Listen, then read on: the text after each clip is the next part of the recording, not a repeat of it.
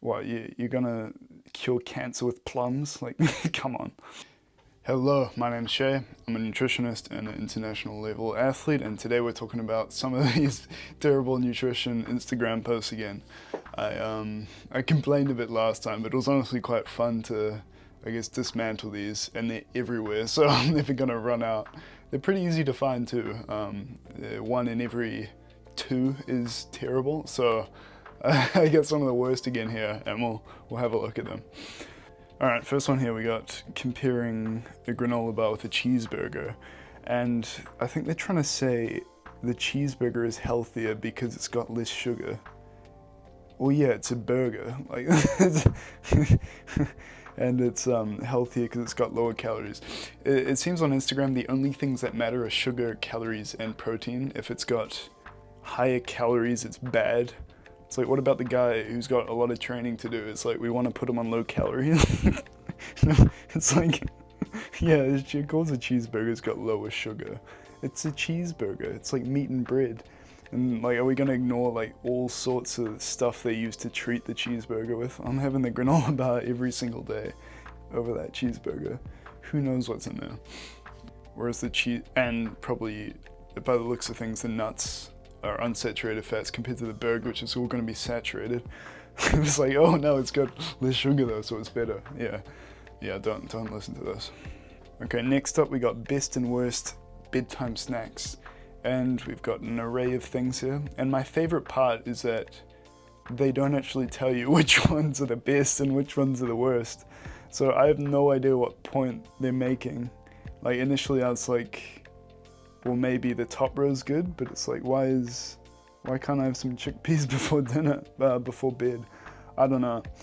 And by the looks of things, these are just random things as well. Like, I'm trying to figure out if they want us to eat these or not.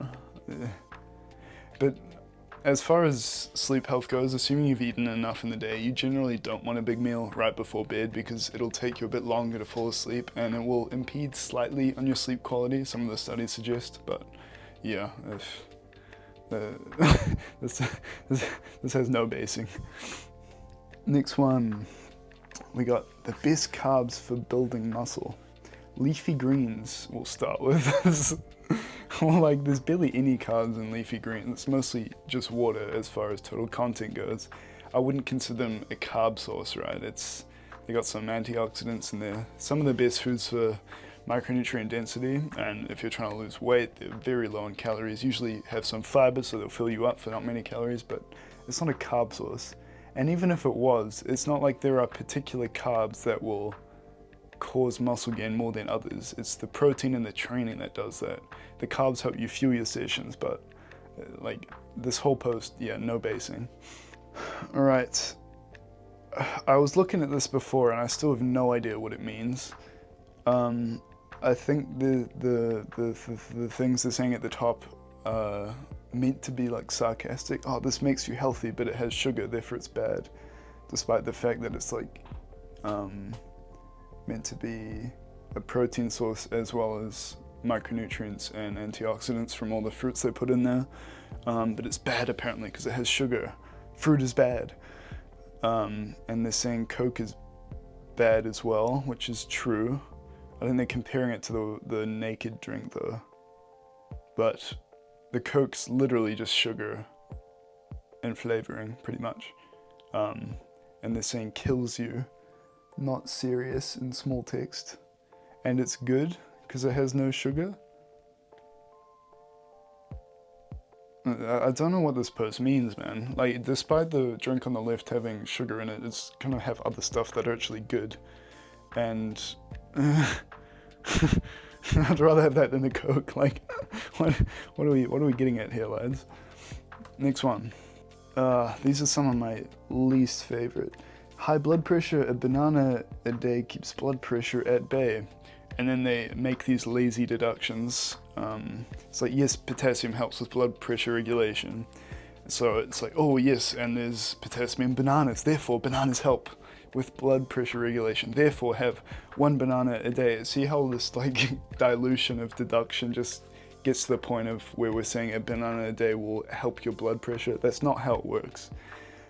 Usually if you have high blood pressure, you probably have other factors. Maybe you're diabetic or pre-diabetic, maybe you're overweight, don't exercise enough. These are all factors that are going to contribute to your blood pressure. So it's kind of dangerous to say, just eat a banana. Like, it's really not going to make much of a difference. I would say at most, maybe moves the needle like 1 to 2% at a maximum. But yeah, if you have high blood pressure, do not manage it with bananas. You won't get very far.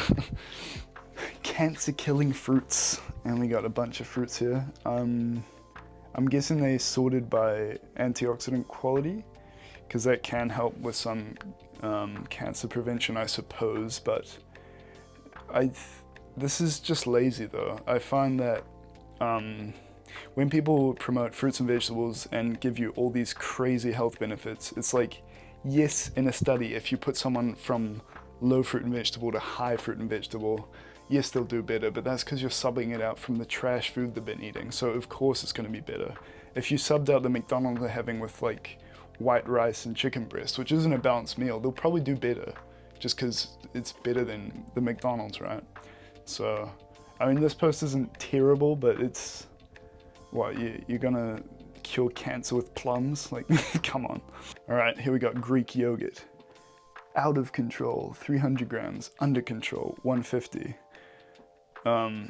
And believe it or not, when you halve the grams, you also halve the calories. Did they just figure this out? Like, calories scale with grams if it's the same food? Like, what are we getting at here? And I love how it's like out of control. I had 300 grams of Greek yogurt, which there's nothing wrong with Greek yogurt. Like, eat as much as you want. Out of control. Spinning out of control. Next one. Here's another one of these lazy deductions. Did you know eating 3 dates a day for a week improves all of these things? Again, like, I swear whenever these posts lead with a "did you know," it's just about to give you the least accurate thing they found. Improved digestion, maybe from the fiber, and boost your energy levels. Any carb will do that. Increase brain health, that's a bit of a reach. Bone health, I don't know how they got there, but again, it's probably like, oh, it has like a crumb of calcium, therefore bone health. It's great, yeah. But yeah, it's lazy deductions. Next one, we got things to eat after 8 p.m. It's like, yeah, don't you dare eat apple and peanut butter before 8 p.m. What are you doing? Eat it after. There's no foods that are, you know, worse before or after 8 p.m. As I said before, if you have a big meal before bed, it will help you. It will be harder for you to get to sleep, particularly if it's a high-fat meal, or protein, because the protein will heat up your body, and it's harder to sleep if your body's heating up because it has to come down to fall asleep. And the fats they've found in the studies, it makes it harder to get to sleep. But yeah, again, no basing. Yeah. I might have to try eating some nust, it says. I assume they mean nuts. But they already said peanut butter, so I don't know what they're getting at. As well, like, why would you eat dark chocolate after 8? It's got caffeine, which is going to make things harder, particularly if you're caffeine sensitive. You know, some might not have a problem, but still, why would you promote this? And popcorn? Like, why? Why popcorn? Like, I don't have too much to say against it, but it's just like, why, you know? Okay, last one here. Almost out of the gauntlet. Peanut butter and jelly. Bad when it's got high calorie. Good if it's low calorie. Another one of these ones. Calorie is the be all end all. Forget everything else. And we got some whole grain bread, some peanut butter, some jam on the left.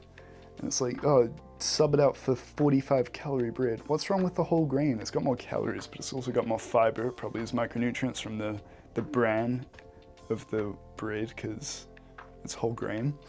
And we're subbing it out for this 45 calorie bread, which I guarantee tastes like cardboard, and have less peanut butter and less jam. Like, what if this is a pre-training thing? I'd definitely want the 600 calorie one. Plus it probably tastes a hell of a lot better, so yeah. enjoy a sandwich, man. You don't have to do this to yourself. So that's all for this one. I hope you found these silly as well, and I'll see you next time.